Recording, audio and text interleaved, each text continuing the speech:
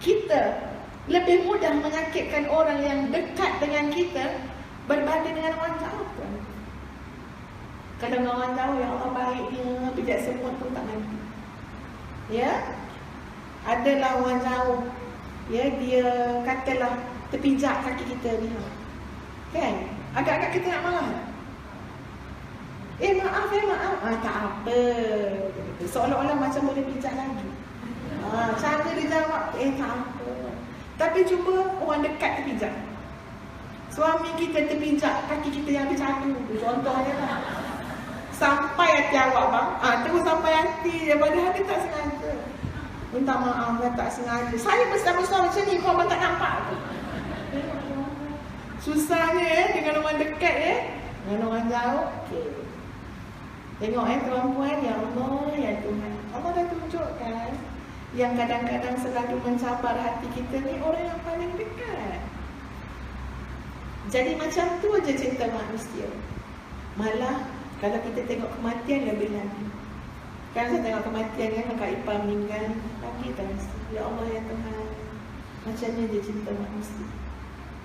Anak-anak cakap, makcik kami redha, mak tak ada. Bagus cakap anak tu, memang tak ada pilihan lain lah kena redha. Kami redha, mak tak ada. Kalau mak ada pun mak sakit, kesian kan mak. Ni kan usia awal 46 tahun. Ustazah merenung untuk nasib ustazah, tuan-tuan mendengar ya.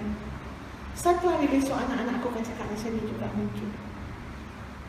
Macam mana mereka mengisytiharkan kasih sayang pada aku, tapi kalau aku dah sakit, yang sudah sangat sukar untuk mereka menguruskan aku, akhirnya mereka akan meredai untuk aku dilepaskan kembali kepada Allah.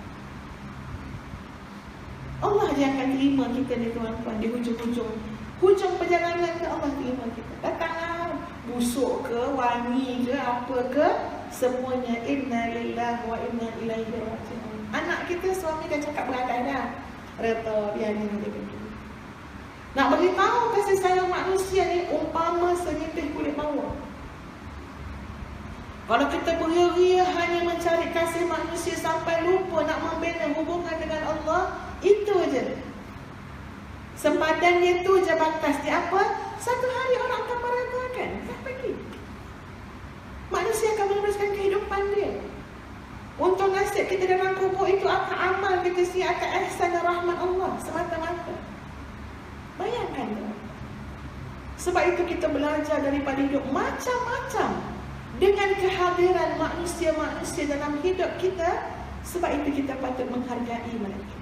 Walaupun kadang-kadang menguji kesabaran kita, tapi alhamdulillah kehadiran mereka menyampaikan kita kepada hikmah yang sangat banyak, yang tersirat sehingga hati kita nekat untuk meletakkan Allah dalam hidup, bukan lagi makhluk.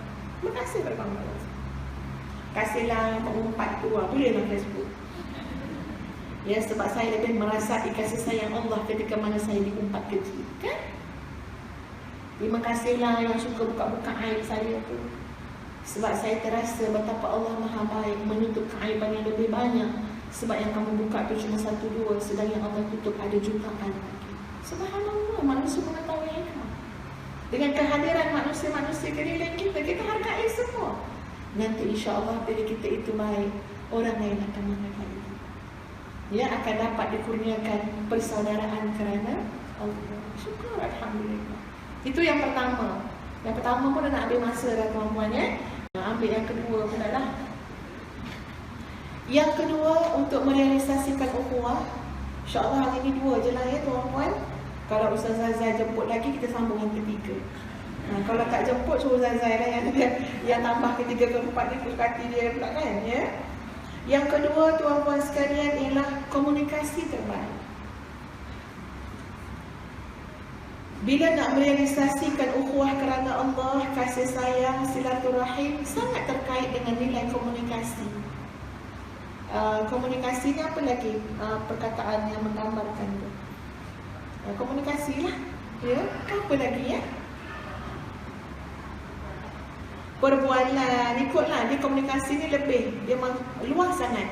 Yang verbal, bercakap pun, gaya, baris badan, semualah cara berhubung dengan manusia.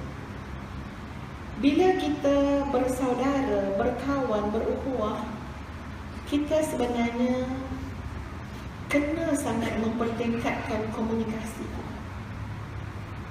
Komunikasi ni sebenarnya terkait dengan qalbun salim dan juga akhlak yang mulia. Sebab orang yang bercakap, tuan-puan, yang berkomunikasi, berhubung dengan orang lain, sebenarnya dia sedang mencedok apa yang ada dalam hati dia. Dia cedok. Macam gulai, macam lauk. Kalau lauk tu memang terlebih garam, lauk tu masin kan? Kita cedok, kita bagi kawan kita makan. Kalau lauk tu masin, kawan kita akan rasa masin. Dalam hubungan dengan manusia, dalam hubungan dalam hidup, kita mencedok apa yang dalam hati. Tiba-tiba kita bercakap yang menyakitkan kawan, sengaja kita laser dia, itu cerminan kita hanya melahirkan keadaan hati yang selaku, yang berpenyakit. Sebab itu setiap kali kita menuturkan perkataan, setiap kali kita punya gaya bahasa badan dan sebagainya, memek wajah, ia hanya menggambarkan apa yang ada dalam hati masing-masing.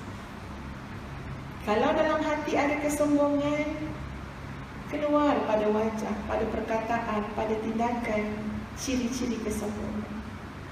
Sebab itu, rentetan daripada qalbun salim bawa kepada komunikasi yang paling baik.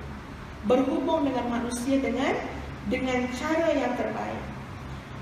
Ustazah simpulkan, tuan-puan, ada 4 aspek paling penting dalam komunikasi. Sebelum itu, Ustazah bawa surah Al-Isra ayat 53.